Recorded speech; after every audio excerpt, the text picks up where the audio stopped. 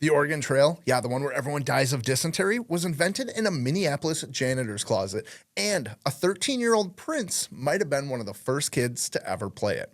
So, in 1971, three Carleton College seniors, Don Rotich, Bill Heineman, and Paul Dillenberg, were student teaching in Minneapolis. Don's trying to make 8th grade history not suck, so he sketches out a board game version of the Oregon Trail on butcher paper in his Crystal apartment. His roommates, who were math geeks and were learning computer programming, took one look and said, "Let's code this." Now remember, this is 1971. No laptops, no screens, just a clunky teletype machine connected to a mainframe in downtown Minneapolis. So they hunker down in a janitor's closet at Bryant Junior High and hammer out 800 lines of basic code on a paper-fed terminal. 10 days later, Don rolls it out to his classroom. They're skipping lunch, yelling about snake bites, wagons losing wheels, and racing to type bang to hunt buffaloes. And here's the wild part. Prince Rogers Nelson was an 8th grader at Bryant that fall. Same school, same closet. There's a real chance he was standing there watching it all happen. So the kids go nuts for it, but it only runs on that one terminal. And when Don's student teaching wraps, the school wipes the system.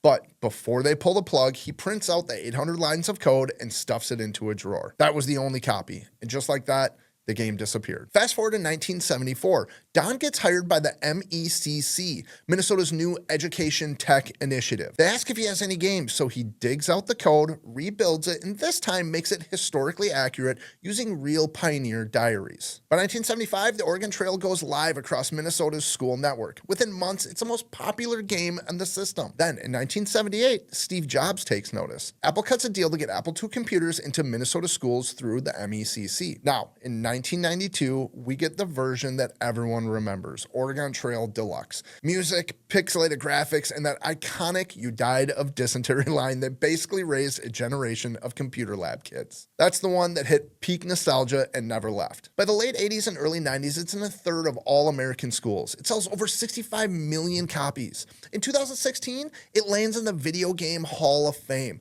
next to Pac-Man and Tetris. And those three guys who built it, well, they donated the game. On purpose, no royalties. Paul Dillenberg later said, "I suppose we could have owned an island somewhere, but we're happy to have contributed something." That something became the most successful educational game of all time.